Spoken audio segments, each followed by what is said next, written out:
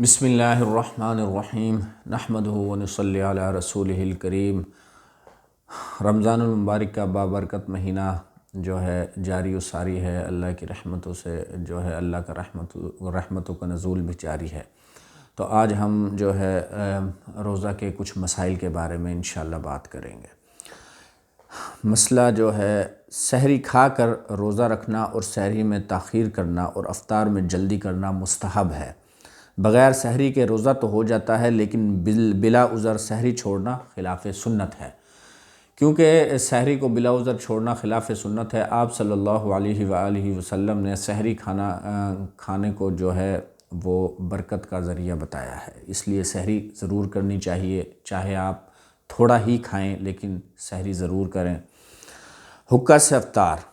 حقہ، بیڑی، پان وغیرہ سے روزہ افطار کرے گا تو افطار صحیح ہو جاتا ہے، لیکن بہتر نہیں ہے۔ بعض لوگ جو ہے روزہ کھلتے کے ساتھ ہی حقہ پیتے ہیں یا بیڑی پیتے ہیں، روزہ تو افطار ہو جائے گا، لیکن بہتر یہ ہے کہ آپ کھجور سے یا پانی سے روزہ افطار کریں۔ غیر مسلم کی افطاری سے افطار کرنا جائز اور درست ہے۔ اگر کوئی غیر مسلم آپ کو افطاری کی دعوت دے تو آپ دعوت قبول کر سکتے ہیں، افطاری کر سکتے ہیں۔ غیر مسلم کی افطاری سے افطار کرنا جائز اور درست ہے۔ رمضان میں مغرب کی اذان کے بعد جماعت میں اتنی تاخیر بہتر ہے کہ اطمینان کے ساتھ روزہ دار کھا پی کر جماعت میں شرکت کر سکے، لہٰذا اذان کے بعد 10-12 منٹ تاخیر افضل ہے۔ غیر رمضان میں یہ حکم نہیں ہے۔ رمضان المبارک میں کیونکہ افطاری کا وقت ہوتا ہے تو افطار کے بعد 10 سے 12 منٹ کا ٹائم دے دیا جائے تاکہ تھوڑا بہت کھا کر نماز مغرب کے لیے جماعت کے ساتھ نماز ادا کر لی جائے۔ رمضان المبارک میں فجر کی نماز اول وقت میں پڑھنے میں کوئی حرج نہیں ہے، اس لیے کہ اول وقت میں زیادہ لوگ جماعت میں شرکت کرتے ہیں، اور اگر خوب چاندنا ہونے کے بعد پڑھی جائے تو بہت سوں کی جماعت چھوٹ جاتی ہے۔ اول وقت میں رمضان المبارک میں اس لیے رکھا گیا ہے کہ سحری کھا کر تمام جو دوست احباب ہیں، تمام مسلمان ہیں جو وہ نیند سے جاگے ہوتے ہیں، اس لیے اول وقت میں نماز ادا کر لی جائے تو بہت سے لوگ نماز میں شرکت کر لیتے ہیں، باجماعت نماز ادا کر لیتے ہیں۔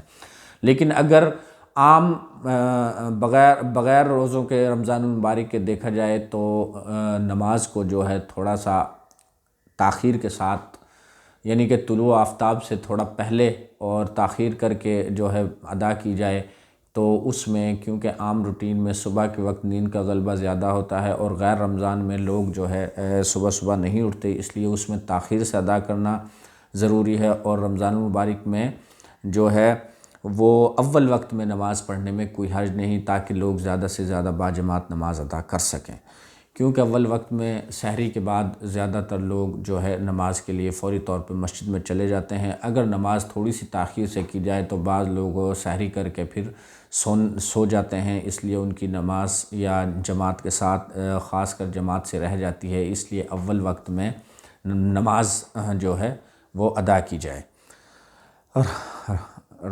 روزہ میں انجیکشن لگانا۔ رگوں میں مسامات کے ذریعے اگر کوئی چیز روزہ دار کے بدن میں پہنچائی جائے تو اس سے روزہ فاسد نہیں ہوتا، یعنی کہ انجیکشن لگوانے سے روزہ فاسد نہیں ہوتا، اس لیے انجیکشن سے روزہ پر کوئی خرابی نہیں آتی۔ اور روزہ میں گلوکوز لگوانا، روزہ میں انجیکشن کی طرح گلوکوز چڑھانے سے بھی روزہ فاسد نہیں ہوتا۔ بعض لوگوں کا خیال ہے کہ طبیعت خراب ہے، وہ انجیکشن نہیں لگواتے یا گلوکوز نہیں لگاتے، بوتل وغیرہ، ڈرپ وغیرہ نہیں لگواتے، تو ان کے لیے بتاتا چلوں کہ میں روزہ میں انجیکشن اور گلوکوز لگوانا سے روزہ فاسد نہیں ہوتا۔ یہ روزے کے جو مسائل ہیں یہ جاننا بہت ضروری ہیں تاکہ روزہ رکھنے میں آسانی رہے۔ بواسیری مسے پر دوا لگانا۔ بحالت صوم بواسیر کے ان مسوں پر دوا لگانا جائز ہے جو باہر نکل آتے ہیں، اور اس سے روزہ فاسد نہیں ہوتا، لیکن کسی آلہ کے ذریعے اندر داخل کرنا جائز نہیں، بلکہ صرف باہر کے مسوں پر لگانا جائز ہے۔ روزہ کی حالت میں کان میں تیل اور دوا ڈالنے سے روزہ فاسد ہو جاتا ہے، لیکن پانی پہنچنے سے روزہ فاسد نہیں ہوتا۔ کان میں تیل اور دوا ڈالنے سے روزہ فاسد ہو جاتا ہے۔ تیل اور کان میں دوا نہیں ڈالنی چاہیے، کان میں جو ہے تیل اور دوا ڈالنے سے روزہ فاسد ہو جاتا ہے۔ ناک میں دوا ڈالنے اور پانی پہنچانے سے روزہ ٹوٹ جاتا ہے، اسی طرح ناک میں اگر پانی پہنچایا یا دوا ڈالی تو روزہ ٹوٹ جائے گا، اور اسی طرح حلق میں پہنچنے سے بھی روزہ فاسد ہو جاتا ہے، کیونکہ ناک کے ذریعے زیادہ تر حلق میں پہنچ جاتا ہے، اس لیے ناک میں کوئی دوا یا پانی نہ ڈالا جائے۔ لہٰذا غسل جنابت میں غرغرہ اور استنشاق میں مبالغہ نہیں کرنا چاہیے۔ سر میں تیل لگانا، روزہ کی حالت میں سر میں تیل لگانے سے روزے میں کوئی خرابی نہیں آتی۔ آنکھ میں دوا کا مسئلہ، آنکھ میں دوا ڈالنے سے اور سرما لگانے سے روزے میں کوئی خرابی نہیں آتی، روزہ بدستور باقی رہتا ہے اگرچہ اس کا اثر حلق میں محسوس کیوں نہ ہو۔ آنکھ میں دوا ڈالنے اور سرما لگانے سے کوئی فرق روزے پہ نہیں پڑتا، آپ آنکھ میں دوائی بھی لگا سکتے ہیں اور سرما بھی لگا سکتے ہیں۔ اگر مسواک کرتے وقت اس کا ریشہ حلق میں داخل ہو کر پیٹ میں پہنچ جائے تو روزہ فاسد نہیں ہوتا۔ مسواک کے ریشے سے بھی روزہ آپ کا فاسد نہیں ہوگا، مسواک کرتے ہوئے اس کا جو کوئی ریشہ ہوتا ہے دانت میں لگ جائے یا ٹوٹ کر کسی طریقے سے گلے میں چلا بھی جائے تو آپ کا روزہ اس سے خراب نہیں ہوگا۔ اگر مسوڑوں سے خون نکل کر حلق میں داخل ہو جائے تو اس کی دو صورتیں ہیں، اگر تھوک خون کے برابر ہے یا زیادہ ہے اور حلق میں خون کا ذائقہ محسوس ہو جائے تو روزہ فاسد ہو جائے گا، اور اگر خون کم ہو تو فاسد نہ ہوگا۔ مسوڑوں میں سے جو خون نکلتا ہے اس کی مقدار پہ ڈیپینڈ کرتا ہے کہ اس کی مقدار کتنی ہے۔ اگر حلق میں خون کا ذائقہ محسوس ہو تو آپ کا روزہ ٹوٹ جائے گا، لیکن اگر اتنا زیادہ خون نہیں ہے جو تھوک کے ساتھ اندر چلا گیا، جو تھوک کے ساتھ اندر حلق میں چلا گیا تو آپ کا روزہ خراب نہیں ہوگا۔ اگر تھوک اور خون برابر ہے یا زیادہ ہے اور حلق میں خون کا ذائقہ محسوس ہو، اگر آپ کو ذائقہ محسوس ہوا خون کا تو آپ کا روزہ ختم ہو جائے گا، فاسد ہو جائے گا۔ لفافہ کا گون، اگر زبان سے لفافہ کا گون چاٹ کر تھوک دیتا ہے اور پھر اس کے بعد تھوک نگل جاتا ہے تو روزہ فاسد نہ ہوگا، اگر تھوکے بغیر نگلتا ہے تو روزہ فاسد ہو جائے گا۔ اب تو خیر وہ وقت ہی نہیں ہے کہ گوند والے لفافے کو استعمال کیا جائے، بجائے زبان سے گوند والے لفافے کو لگانے کے بجائے آپ پانی سے تھوڑا سا لے کر اس لفافے کو استعمال کر سکتے ہیں، لیکن اگر آپ نے لفافہ کا گوند چاٹ کر تھوک دیا، جیسے ہم لفافہ کو زبان سے چاٹ کر وہ چپکانے کے لیے لگا دیتے ہیں، تو اگر آپ نے وہ تھوک دیا اس کے بعد تو آپ کا روزہ ٹھیک ہے، لیکن آپ نے تھوکے بغیر اس کو نگل لیا یا وہ تھوک کو اندر لے لیا تو پھر روزہ آپ کا فاسد ہو جائے گا۔ اگر بتی اور لوبان وغیرہ جلا کر اگر اپنے پاس رکھ کر سونگھتا ہے تو اس سے روزہ فاسد ہو جاتا ہے، لیکن اگر بالمقصد سونگھتا نہیں بلکہ بلا اختیار داخل ہو جائے تو روزہ فاسد نہ ہوگا۔ لہٰذا جمعہ وغیرہ میں مساجد میں رمضان کے موقع پر اگر بتی وغیرہ جلانے سے احتراز کرنا بہتر ہے۔ روزہ کی حالت میں حقہ اور بیڑی پینے سے روزہ فاسد ہو جاتا ہے، قضا لازم ہے، کفارہ نہیں۔ روزہ کی حالت میں منہ میں اگر شدت مرض کی وجہ سے دوائی لگائی جائے تو بلا کراہت جائز ہے اور بلا ضرورت مکروہ ہے۔ اگر شدت مرض کی وجہ سے دوائی لگائی جائے، اگر بہت زیادہ ضرورت ہے، بہت زیادہ شدت کی ضرورت ہے، بہت زیادہ نقصان ہونے کا خطرہ، پھر تو بلا کراہت جائز ہے، اور بلا ضرورت مکروہ ہے۔ اگر ضرورت نہیں اس کے باوجود گزارا ہو سکتا ہے آپ نے لگائی تو پھر مکروہ ہے۔ روزہ میں منجن، ٹوتھ پیسٹ، دنداسہ وغیرہ لگانا مکروہ ہے، ان سے احتراز کرنا چاہیے۔ روزہ میں منجن اور ٹوتھ پیسٹ وغیرہ استعمال نہیں کرنی چاہیے، اس سے روزہ مکروہ ہو جاتا ہے۔ روزہ کی حالت میں خون نکلوانے سے روزہ فاسد نہیں ہوتا، اگر ایسے ضعف کا خطرہ ہے کہ روزے کی طاقت باقی نہ رہے تو مکروہ ہے۔ اگر آپ صحت مند ہیں، خون نکلوانے سے کوئی فرق نہیں پڑتا، پھر تو آپ خون دے سکتے ہیں، لیکن اگر اس سے روزے آپ کے جسم میں کمزوری آتی ہے اور روزے کی طاقت باقی نہیں رہتی تو پھر مکروہ ہے، نہیں نکلوانا چاہیے خون۔ بوقت ضرورت دانت نکلوانا جائز ہے اور بلا ضرورت اگر ضروری ہے، دانت میں بہت زیادہ تکلیف ہے یا ڈاکٹر سجیسٹ کرتے ہیں کہ آپ دانت نکلوائیں، بہت زیادہ ضروری ہے تو پھر تو ٹھیک ہے، نکلوا سکتے ہیں، اجازت ہے، لیکن اگر اتنا ضروری نہیں تو پھر روزے میں دانت نکلوانا مکروہ ہے۔ روزہ کی حالت میں عورت کے لبوں پر سرخی لگانے سے روزہ میں کوئی خرابی نہیں آتی، لیکن اگر منہ کے اندر پہنچنے کا احتمال ہو تو مکروہ ہے۔ روزہ کی حالت میں اپنی بیوی سے بوس و کنار ہونا اور ساتھ لیٹنا ایسے آدمی کے لیے بلا کراہت جائز ہے جس کو انزال یا ہم بستری کا خطرہ نہ ہو، لہٰذا بوڑھے آدمی کے لیے بلا کراہت جائز ہے اور جوان کے لیے مکروہ تحریمی ہے جو اپنے نفس پر قادر نہیں ہے۔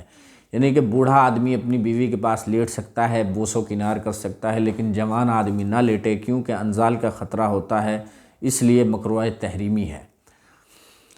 اگر بیوی سے بوس و کنار ہونے میں صرف مزی اور رطوبت نکلے تو اس سے روزہ میں کوئی خرابی نہیں آتی۔ اگر روزہ میں بیوی سے باقاعدہ ہم بستری نہیں کی ہے بلکہ صرف بوس و کنار ہونے یا ساتھ لیٹنے کی وجہ سے انزال ہو جائے تو روزہ فاسد ہو جائے گا، بعد میں ایک روزہ قضا کرنا واجب ہوگا، کفارہ لازم نہ ہوگا۔ اور اگر باقاعدہ ہم بستری کر لی ہے تو قضا کے ساتھ ساتھ کفارہ بھی واجب ہوگا، لیکن اس دن بھی کھانا پینا جائز نہ ہوگا۔ روزہ کی حالت میں سوتے ہوئے خواب میں احتلام ہو جائے تو روزہ میں کوئی خرابی نہیں آتی، روزہ بدستور باقی رہتا ہے۔ خواب میں احتلام ہونے سے روزہ خراب نہیں ہوتا۔ اگر کسی کو اپنا روزہ بالکل یاد نہ رہے اور بے خیالی میں کھا پی لیا یا بیوی سے ہم بستری کر لی اور بعد میں یاد آ جائے تو روزہ پر کوئی اثر نہیں پڑے گا، بلکہ روزہ بدستور جاری رہے گا۔ بھول کر کھانے سے روزہ نہیں ٹوٹتا، جان بوجھ کر کھانے سے روزہ ٹوٹ جائے گا۔ جان نیت کے پیچھے ہے، اللہ رب العزت جانتے ہیں کہ اس نے جان بوجھ کر کھایا ہے یا بھولے سے کھایا۔ اگر بھول سے کھا لیا تو روزہ نہیں ٹوٹے گا، اگر جان بوجھ کر کھا لیا تو روزہ ٹوٹ جائے گا۔ اگر اتفاق سے روزہ کی حالت میں کسی حسین عورت پر نظر پڑ جائے اور پھر تفکر کی وجہ سے انزال ہو جائے تو روزہ فاسد نہ ہوگا، اگرچہ نظر کی گئی عورت کا خیال جما لینا جائز نہیں ہے۔ اگر وضو وغیرہ کرتے ہوئے حلق میں پانی چلا جائے تو اس سے روزہ فاسد ہو جاتا ہے، قضا لازم ہے، کفارہ نہیں، لیکن پھر دن بھر کھانا بھی جائز نہیں ہے۔ شیخ فانی یعنی اگر کوئی شخص بالکل بوڑھا اور ضعیف ہو جائے اور روزہ رکھنے کی قوت نہ ہو تو ضعیف کے لیے روزوں کا فدیہ ادا کرنا جائز ہے۔ یعنی کہ اگر کوئی شخص اتنا بوڑھا اور ضعیف ہو جائے کہ وہ اس میں روزہ رکھنے کی طاقت ہی نہیں، قوت ہی نہیں، یا بیمار ہو جائے گا تو اسے چاہیے کہ وہ روزہ کا فدیہ ادا کر دے۔ حاملہ اور کمزور عورت یا مریض کے لیے روزوں کا فدیہ دینا کافی نہیں ہے۔ حاملہ اور کمزور عورت یا مریض کے لیے روزوں کا فدیہ دینا کافی نہیں ہے، اور اگر فدیہ دے دیا تو صحت یابی کے بعد دوبارہ رکھنا لازم ہوگا۔ فدیہ کی مقدار یہ ہے کہ ہر ایک روزہ کی عوض میں ایک صدقہ فطر یا اس کی قیمت فقراء کو دے دی جائے۔ صدقہ فطر کی مقدار نصف سا گیہوں سے جو موجودہ اوزان کے حساب سے 1.5 کلو اور 57 گرام 640 ملی گرام ہے۔ اس کی تفصیل صدقہ فطر کی بحث میں دیکھ لی جائے۔ ایک روزہ کا فدیہ متعدد مساکین کو دے سکتے ہیں اور اسی طرح ایک مسکین کو متعدد روزوں کا فدیہ دینا بھی جائز ہے۔ تقریباً فدیہ کی مقدار آج کے حساب سے آپ 2 کلو گندم لگا لیں، اس کی قیمت لگا لیں، اتنا فدیہ کسی غریب اور مساکین کو آپ دے سکتے ہیں۔ روزہ میں بھولے سے کھا لیا جائے یا مفسد صوم عمل کیا جائے تو معاف ہے اور روزہ صحیح ہو جاتا ہے، لیکن نماز اور حج میں معاف نہیں ہے۔